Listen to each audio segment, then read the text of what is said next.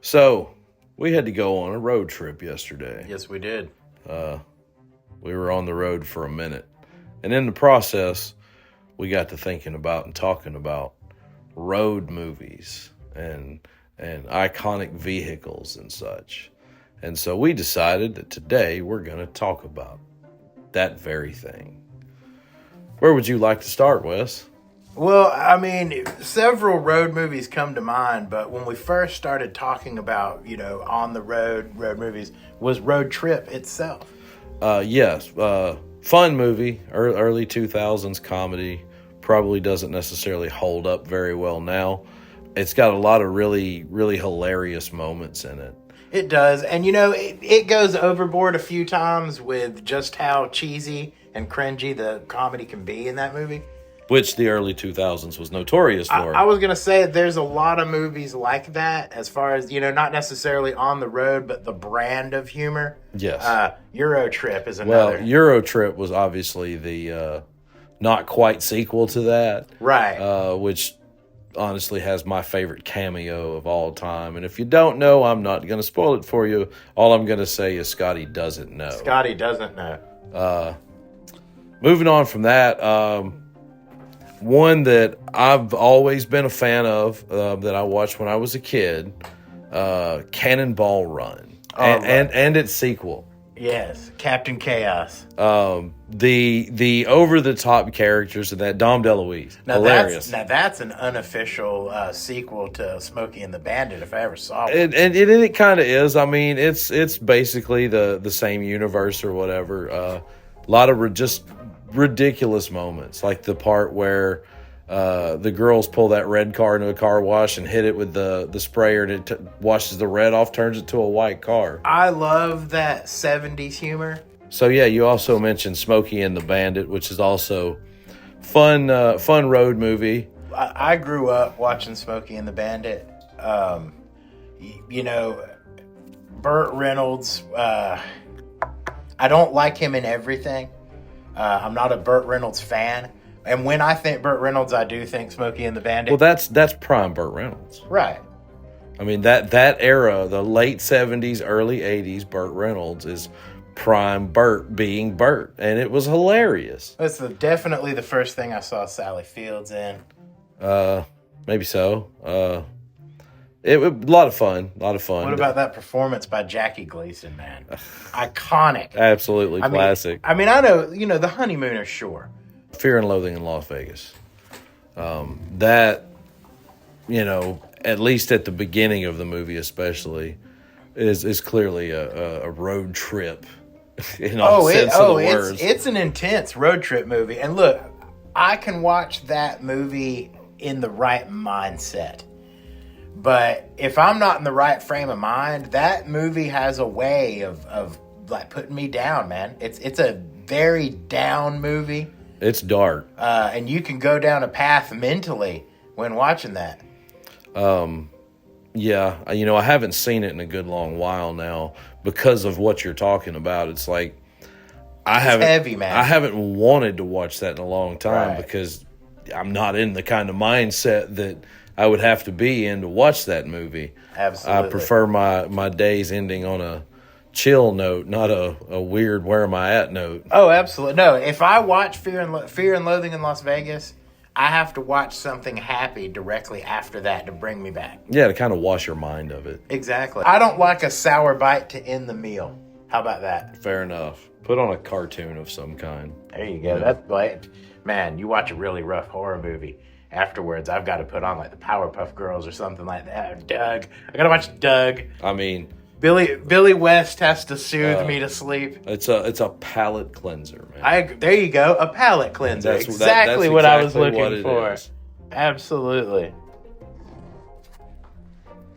So, it's not necessarily a road movie, but it definitely revolves around people being on the road, and it's a great way to bring up Keanu Reeves, which is Speed. Speed. Pretty much 90 to 95% of that movie takes place on a moving bus. Right. And on the road, man. They might not necessarily have a destination that they're getting to. I guess the destination is life. Yeah, their destination is to not die. Right. They want to live. That was it came out in an era of flashy action movies. Oh, yeah. And that one, launched the career of Sandra Bullock. Dude, she's so cute in that movie, man. Honestly, though, the best part of that movie is Dennis Hopper. I think you could safely say that about a lot of movies he's in. I mean, that is true. Although I would say one movie, which I'd like to cover a little bit briefly, because I'm saving a lot of this movie for a different episode, is the movie True Romance. Okay. And he does steal the scenes he's in, but only barely, because he goes up against Christopher Walken in possibly the greatest scene ever filmed. And the fact that movie has the inclusion of Gary Oldman as a pimp in one of the best moments ever done by Gary Oldman. So that's a tough bet on that particular movie. I was about to say, man, whether it's Gary Oldman or Christopher Walken, those are pretty tough acts to compete with. I won't even say follow. It's hard to share the stage with those men. But Dennis Hopper can. I didn't say he couldn't. I just said it was a difficult task, a difficult undertaking. Yes. Anthony Hopkins could do the same. Right. They're all, these guys are all in a small handful that could have done such a thing. R.I.P. Dennis Hopper. No doubt. When you think of a good road trip, a lot of fun, classic, iconic movie is Up in Smoke, Cheech and Chong. Oh man. Up in Smoke was the first movie my brother was like, you've got to watch this movie. I think I was 14 or 15. Right, you're about the right age. I was about to say, I was age appropriate for a Cheech and Chong movie, 14 or 15. Probably about the same for myself. I don't really recall now, but that movie's hilarious. Cheech and Chong are iconic duo. It's all silly and it's all good fun, but I mean they do a good job at it, and I'm a fan of most of their movies. Some are better than others, but then they're all silly. But Cheech and Chong, like Jay and Silent Bob, are, I think every generation has those characters, those slacker icons. Yeah. You don't want to aspire to be these guys. You never want any of your friends or your children to say, I want to be just like Jay and Silent Bob. Right. No. I want to be just like Cheech and Chong. Yeah, you don't aspire to be them, but you want to hang out with them. Well, they're jesters. They're clowns. Yeah. Everybody likes to be entertained. Exactly. Lenny and Squiggy, same way, man. You wouldn't want to be Lenny and Squiggy or Ralph Mouth and Potsy, but they were cool bros. Well, in such a fun movie, the whole trip from, I guess, Mexico up across the border and into the U.S. and the vehicle made entirely of weed. And to me, the funniest scene in that whole movie is when they get pulled over and the tailpipe was smoking. And when the cop walks up, he takes a big breath of it and it gets him high. And by the time he gets to the door, he just says, "Hey, man, can I have that hot dog?" And that to me is just like, it's indicative of how ridiculous the story and their performances and everything across the board is. But it's a lot of fun. And, for a younger generation that might not know Cheech and Chong, you should check them out. They're ridiculous and funny. I mean, they're ridiculous. Look, everything has its time, and I know in the 90s, there was kind of like a resurgence of the Cheech and Chong phenomenon. And, like I said, you can look back on them. They're icons. They're funny. I'm not going to watch Up in Smoke tonight. No. But thinking about it like we did tonight, I got a good laugh out of it. Yeah. And that's one of those movies, if I was just flipping channels and it was on, there's a chance I might stop on it. There's a movie I feel like that about. That's also a road movie. What's that? Tommy Boy. Tommy Boy. That's Chris Farley, David Spade. Another one that, we've talked about Chris Farley before, but I still think we lost him a little too soon. We did, and it's an unfortunate thing. But Tommy Boy was that's the classic. There's Black Sheep, there's Beverly Hills Ninja, there's Almost Heroes. Yeah, he didn't have a lot of movies, but he's in a few. And I know that they've done a lot of projects and obviously SNL, so they were able to work on it. And I think they gave it their all in Tommy Boy, and a lot of that's ad lib. Yeah, of course it is. They were Saturday Night Live guys, man. Most of all the early Adam Sandler and Chris Farley, David Spade, Mike Myers, Dana Carvey, all of their stuff was ad lib type material based on how they felt in the moment. That was common in the 90s, and that kind of stuff was a lot of fun. And you still get a lot of that, but that's also the kind of stuff that doesn't last very well over time. A lot of that stuff ends up dated. Yeah, well, now some what I would consider road movies have a timeless feel. Now, the type of vehicles or the infrastructure or something like that might give the feel of the movie a little bit of a retro. Well, I mean, think about some of the old Hitchcock and Clark Gable type movies from the 30s and 40s that were road movies. Even though they were clearly, when you watch a movie made then, it's old because there's nothing modern in it, but it can still feel timeless. Right. Well, North by Northwest.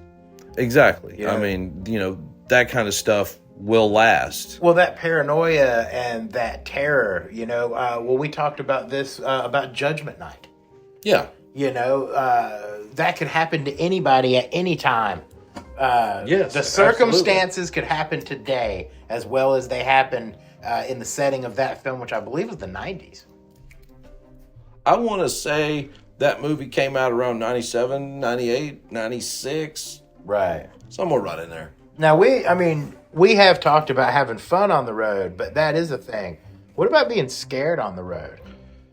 Well, one movie I think of is the movie Breakdown. Okay. Wasn't a great big movie, and not something most people would remember. I think I don't remember it. Kurt Russell was on a vacation or something with his wife. They pull into a gas station. He had opened his hood to check some fluids. Oh, wait. And walked away from it. That's where she goes missing, right? And she gets kidnapped, and his car gets disabled. Yada yada yada. It's a thriller. Right. No, he has to track down the bad guys and foil their operation, get his wife back, so on and so forth. I did not remember the name. It's random. But it's one that pops up when I think of car related movies. When I think of car related fear, there's a little known movie. It's called Duel. Okay. And in this movie, an average guy, a salesman, he's on the road, and he gets into a little bit of a fender bender with a semi-truck out in the middle of nowhere, I believe in the Mojave Desert. Okay. And from this point on, the semi-truck is just following the guy, and he's terrorizing the guy. And, he'll... I think I have seen this. He'll try to run him off the road, and he's everywhere.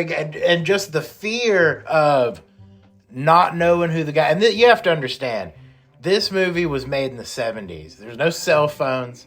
He's in the middle of nowhere. Well, what's funny is the way you're describing that is very similar into the way Breakdown is. Okay. There's a lot of that on-road hostility with 18-wheelers and stuff. And so I would imagine Breakdown is probably kind of taken from the Duel. Well, there's another movie like that. It's called Joyride with Steve Zahn, Paul Walker, and Helen Hunt Jr. Yeah, I don't believe I ever saw that. It's got the same feel. Only difference is, so in the Duel, you never see the guy in the truck. You never hear the guy in the truck. Uh-huh. In Joyride, starts out, Steve Zahn and Paul Walker antagonize the guy on a CB radio. And he hunts them down. Okay. And then from there, he terrorizes them much the same way the guy gets done in Duel, only they give a voice and a face to the antagonist. Okay. Well, I want to circle back a little bit for a moment, and I feel like we missed an opportunity a moment ago when we were talking about Breakdown, because I was thinking about another Kurt Russell movie. Okay. Death Proof. That's a Tarantino movie, and I'd say a lot of people consider it possibly his worst movie. That is very debatable. You have to understand that Death Proof was done away intentionally and the way it was done very well. But it's a great car movie. For you who haven't seen it, I won't cover too much of it, but there's some car chases and a few cars in particular.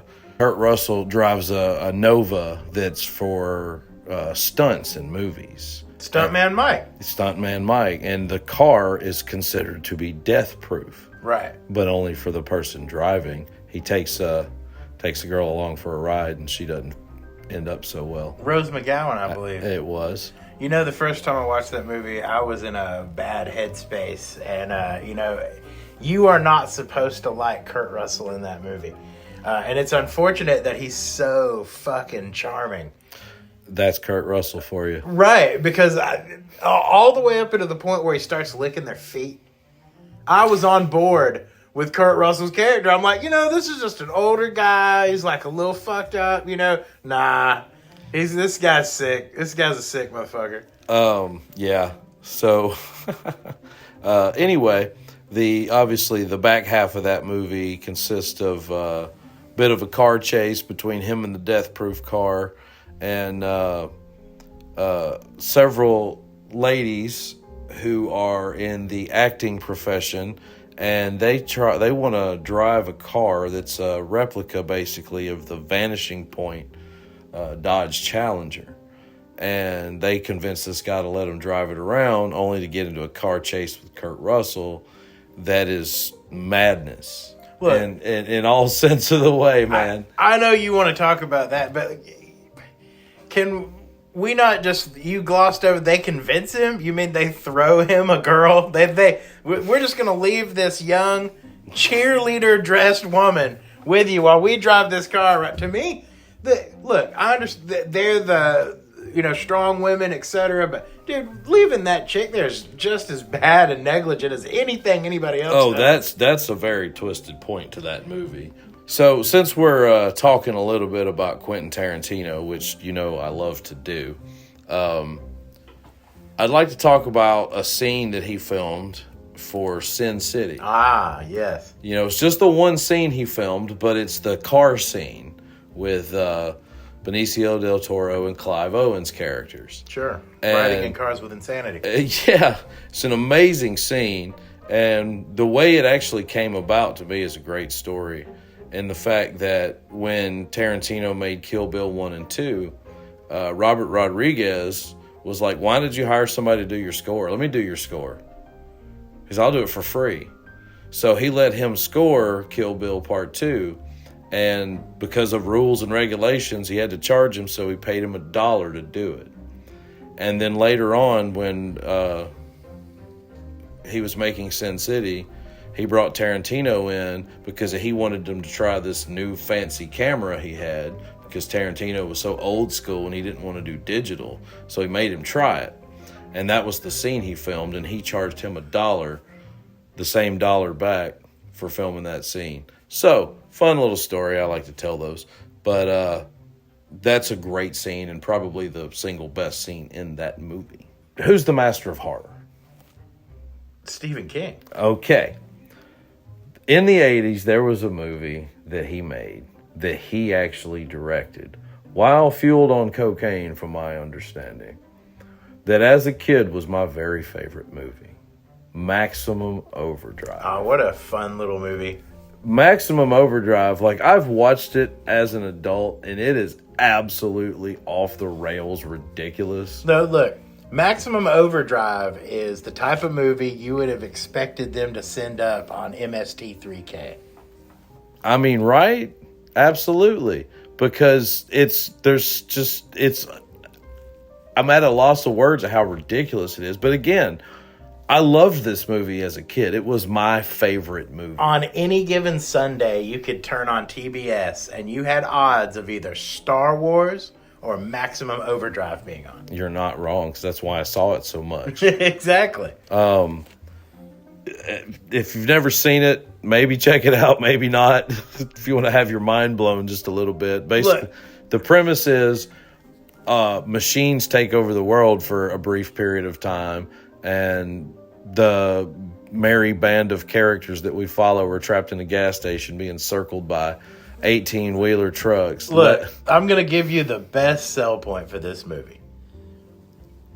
Machines have taken over the world, but their ringleader is a semi-truck that has the Green Goblin's face on the front of it. It looks so badass. It says Happy Toys. Yeah, it's a toy truck. Yeah, for a toy company. Yeah. But just the look of that goblin on the front of that truck is badass. It's one of the most great and yet ridiculous things ever made in the history of film, and you should definitely watch it. Emilio. That's Wes. And he's Corey, and we're the Triflemen.